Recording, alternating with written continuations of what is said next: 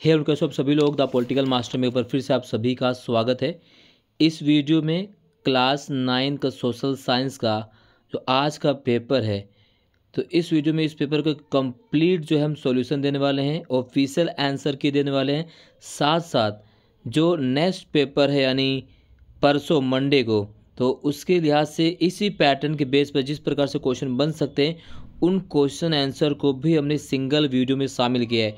So answer की वो बच्चे चेक कर लें जो आज पेपर देकर आए हैं, सभी क्वेश्चन के 100% सही, और साथ साथ जिनका पेपर मंडे को होने वाला है वो इस वीडियो के माध्यम से अपनी परीक्षा में अच्छे नंबर पा सकते हैं। तो चलिए वीडियो को शुरू करते हैं। सबसे पहले फर्स्ट क्वेश्चन को कवर करते हैं। तो सबसे पहला क्वेश्चन है कि निम्नलिखित में से किस अधिकार को फ्रांसीसी संविधान ने नैसर्गिक एवं एक अहरणीय अधिकार माना गया है। तो फ्रांसीसी संविधान में किस अधिकार को एक नैसर्गिक और अहरणीय अधिकार माना गया है? वो अधिकार है जीवन का अधिकार, अभिव्यक्ति की स्वतंत्रता का अधिकार, कानूनी और बराबरी का अधिकार। तो इसका जो सही आंसर हुआ है डी यानी वह सी, उपयुक्त सभी। तो सभी क्या है इसमें, यानी तीनों जो है ये फ्रांसीसी संविधान में नैसर्गिक एक अहरणीय अधिकार माने गए इन तीनों को। तो सी इसका सही आंसर है, फर्स्ट का सी, राइट। सेकेंड, निम्नलिखित विशेषताओं के आधार पर सही विकल्प का चयन कीजिए। इस देश की संसद को राष्ट्रीय जनसंसद कहते हैं।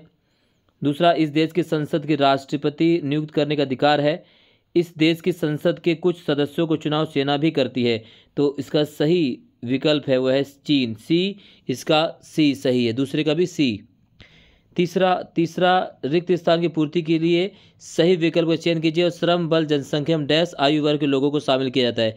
तो श्रम बल की जनसंख्या में किस आयु वर्ग के लोगों को शामिल किया जाता है? सो ये है 1559 वर्ष। क्या है? 1559 वर्ष।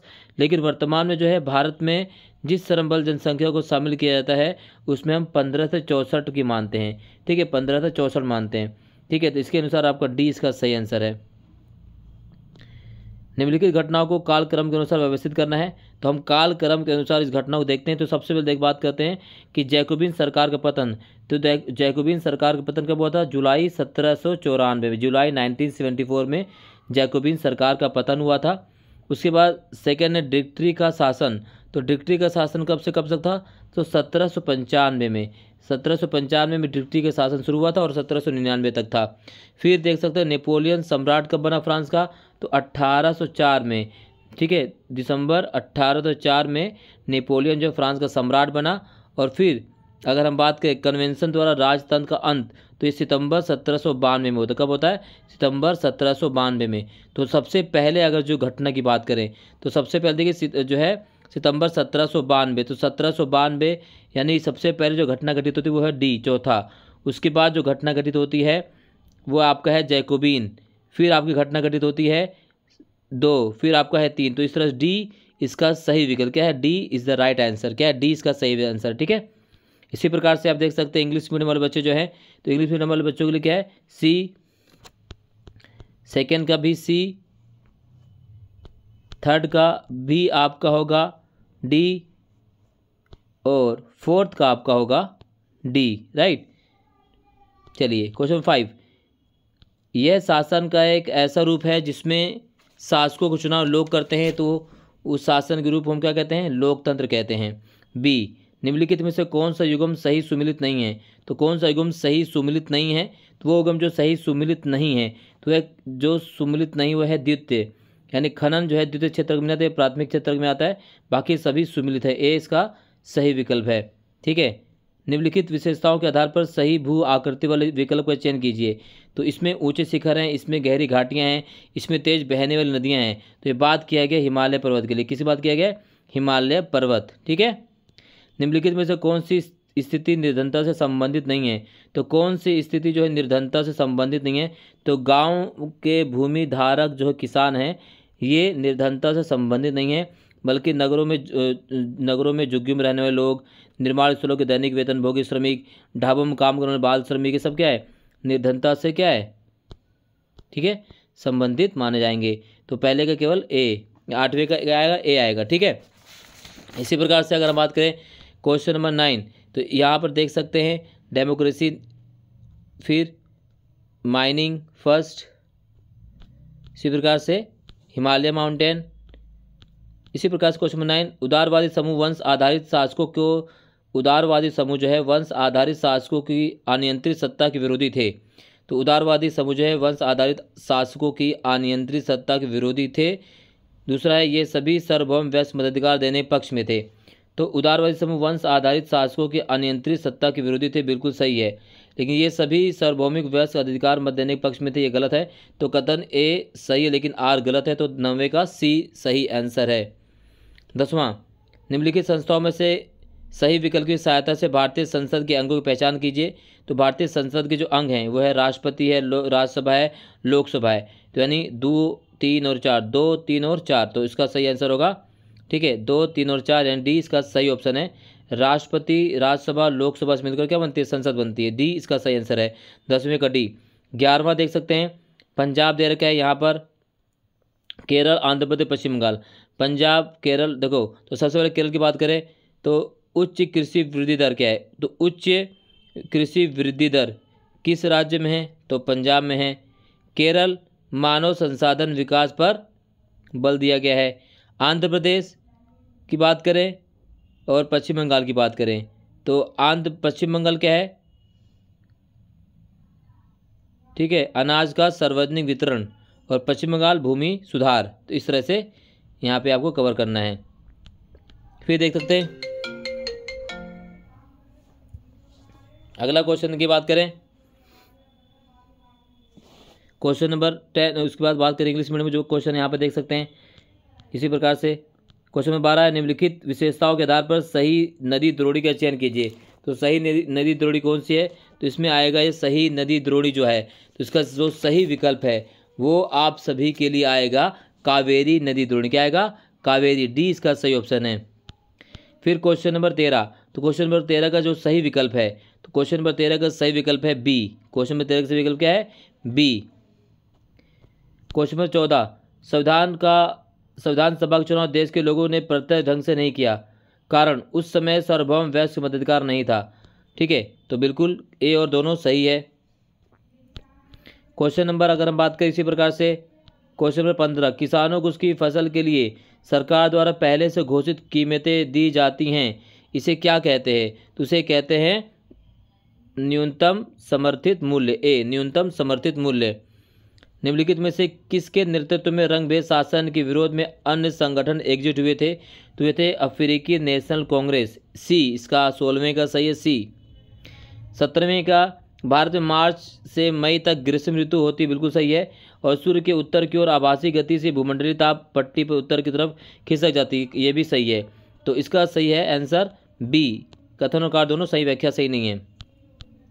लोकसभा चुनाव के लिए देश को कितने निर्वाचन क्षेत्रों में बांटा गया है। तो 543 निर्वाचन क्षेत्रों में बांटा गया है। रिक्त स्थान की पूर्ति कीजिए। तो जर्मनी को आर्थिक संकट से निकालने के लिए, ठीक है, डैश सरकार ने हस्तक्षेप किया, तो वो सरकार है अमेरिकी सरकार ने क्या किया था, हस्तक्षेप किया था। तो आपको कमेंट बॉक्स में बताना है कि आपके 20 MCQ में से कितने MCQ सही हुए हैं। ठीक है, 20 MCQ में से आपके कितने MCQ सही होते हैं। निम्नलिखित में से कौन सी विशेषता राष्ट्रीय खाद्य सुरक्षा अधिनियम के विषय में सही है। तो जो है वर्ष 2013 में इसे आरंभ किया गया, तो यही केवल सही है। ठीक है, तो ये जो है बिल्कुल सही है, केवल ए इसका ऑप्शन सही है। ठीक है, चलिए इसी प्रकार से आप देख सकते हैं क्वेश्चन नंबर 21, ठीक है, 22, क्वेश्चन नंबर 23, क्वेश्चन नंबर 24, 25 सभी क्वेश्चंस का आंसर हमने इसमें दिया। साथ साथ कल वाले पेपर यानी मंडे वाले पेपर में 17 तारीख वाले पेपर में जो क्वेश्चन बन सकते हैं उनको भी हमने इसमें शामिल किया है। सो सभी बच्चे इस वीडियो को ध्यान से देखें और इससे आपका आंसर भी पूरी तरह से पुख्ता हो जाएगा।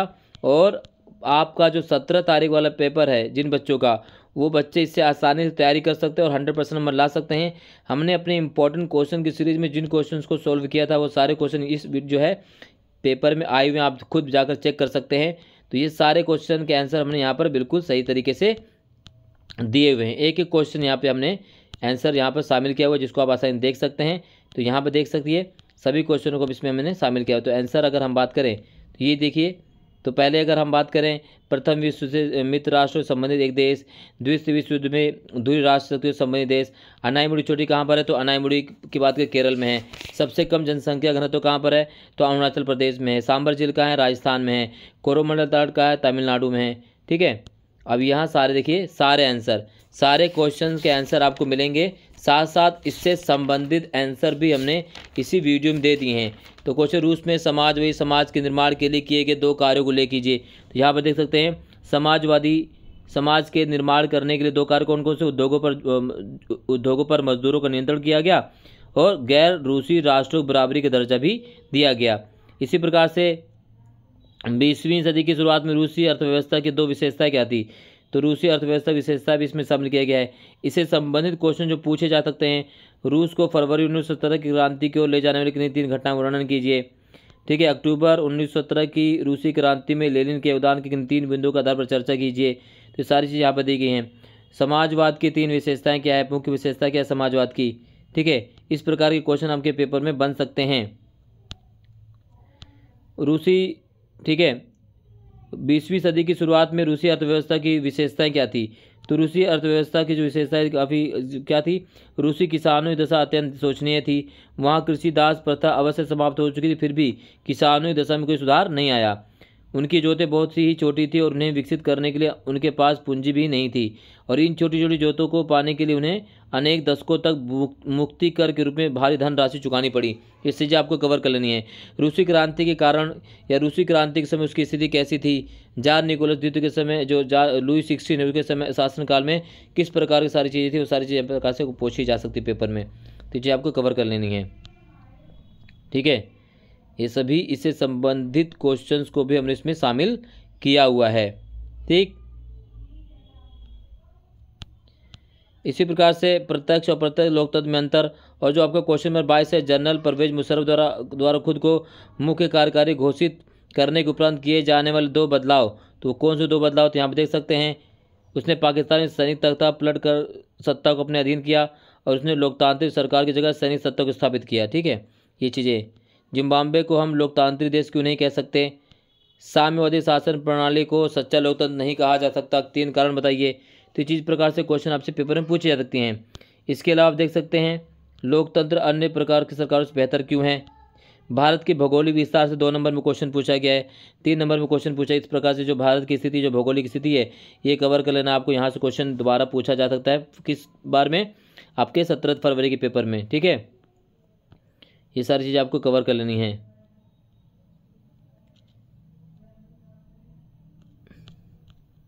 ठीक है, बेरोजगारी की अवधारणा की कुछ उदाहरण, तो बेरोजगारी क्या है, ठीक है, बेरोजगारी प्रभाव क्या है, इस प्रकार से क्वेश्चन आपसे पूछे जा सकते हैं पेपर में। ठीक है, लुई 16 के राजद्रोहण के समय फ्रांस का राजकोष क्यों खाली था, तो लुई 16 के शासनकाल में फ्रांस का राजकोष क्यों खाली था, ये सारी चीज़ हमने इसमें शामिल की हुई हैं। ये जो क्वेश्चन पेपर में आ सकते हैं, या देख सकते हैं, लुई 16 के राजगद्दी पर बैठते ही समय फ्रांस आर्थिक संकट में फंसा हुआ था, इसे स्पष्ट करने के लिए कोई 3 बिंदु बताइए। तो यहाँ पर देख सकते हैं, ये चीज़ें यहाँ पर हमने पहले से पूरी की तरह से कवर कर रखे हैं। जो भी आपके पेपर में सवाल पूछे गए उन सभी को उत्तर यहाँ पर स्पष्ट रूप से दिया गया है, और सभी क्वेश्चन हमारे आंसर जो है इंपॉर्टेंट क्वेश्चन आंसर की सीरीज में पहले से हमने इसको दिया हुआ था। ठीक है, हर एक क्वेश्चन के आंसर यहाँ पर दिया हुआ है।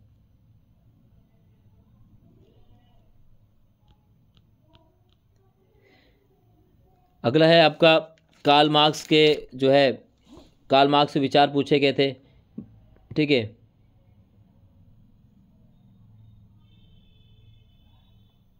सभी आंसर यहाँ पर आपको देखने को मिल जाएंगे।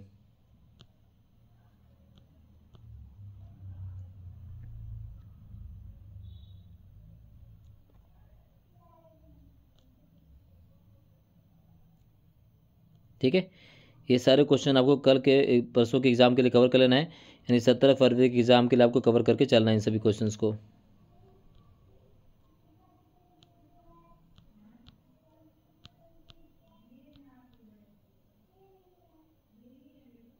ठीक है, भारतीय नागरिकों को प्रदान की स्वतंत्रता संबंधी विचार,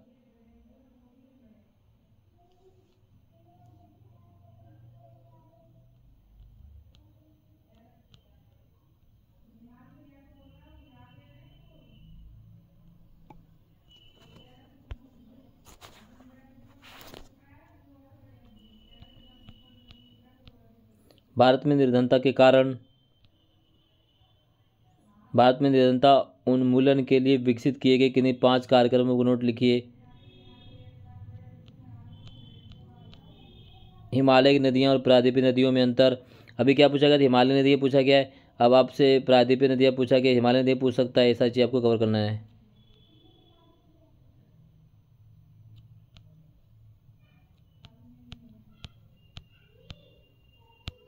झीलों का महत्व है। तो ये वीडियो आप सभी अपना आंसर के यहाँ से चेक कर सकते हैं। सभी आंसर हमने यहाँ पर समाहित किए हैं। इस वीडियो में बस इतना ही। बहुत बहुत धन्यवाद। जय हिंद।